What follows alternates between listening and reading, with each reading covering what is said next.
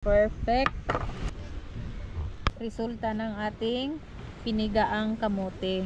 Talagang perfect pang merienda. Busog na ako. Magandang araw mga kababayan.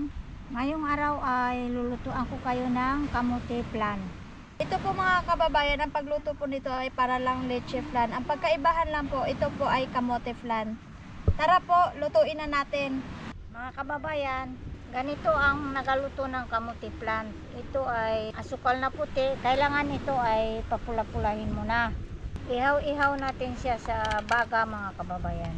Yan, ganyan, nagapula na siya. Kapag natunaw na ito mga kababayan, ay papatigasin lang natin ito. Bago siya lagyan ng kamote. Kaya siya kamote flan. Pigaan na po natin para ito po ay matanggal yung kanyang pait. Kasi pag hindi po ito napigaan, ito po ay siya ay mapait. Ito na mga kababayan ang resulta ng ating pinigaang kamote. Himay-himayin na naman natin mga kababayan bago natin siya titimplahan. Ito na po ang ating kamote. Ito po ay napigaan na at nadurog-durog na rin po. Ito po yung kanyang ingredients. Meron po tayo ditong isang condense at may isang ibap at may all-purpose cream, isa lang din po. Ipaghahalo-halo lang natin dito mga kababayan. Ito po yung kanyang all-purpose cream. Ito po yung ibap. At meron po tayo ditong 4 na pirasong itlog mga kababayan. Mimix lang din po natin.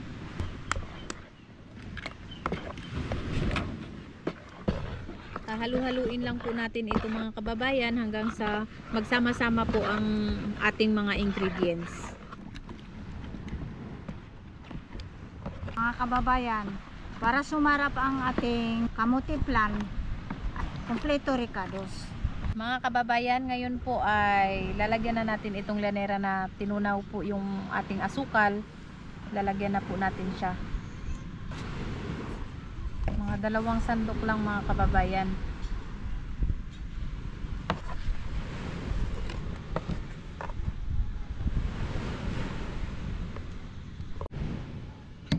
Pag nailagay na po natin sa ating lanera mga kababayan, ating tatakpan po ng foil.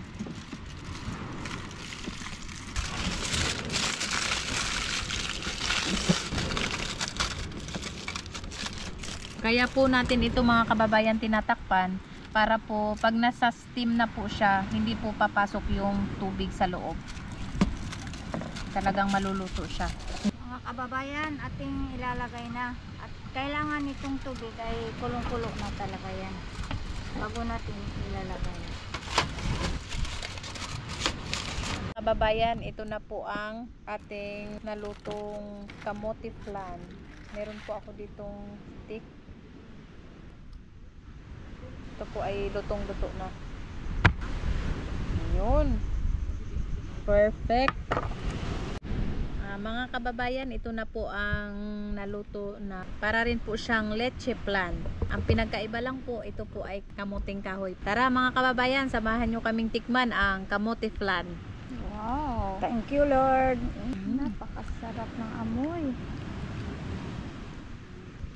Napakasarap kababayan. Talagang perfect pang merienda. Pwede rin sa mga nanonood, gusto nyong i-business. Pwedeng-pwede po mga kababayan. Yung pait-pait ng asukal, nagkukumbine siya sa tamis ng gatas. Ang sarap. Lasang-lasa mo din yung itlog talaga sa kamote. Sobrang sarap talaga mga kababayan. Nanunuot ang lasa at sarap. Dahil sa kamote po, talagang busog na busog ka, isa pa lang. Sakto pang merienda. Panghimagas, pagtapos kain. Maraming nagagawa sa kamote. Pang merienda. Sulit ang pagod mga kababayan sa pagidgid. Grabe. Saka nakakabusog talaga. Mapapawaw ka talaga sa sarap. Sarap tutik kung may kape pa no. Kape o kaya yung coke, di ba? Sarap. Grabe, busog na ako.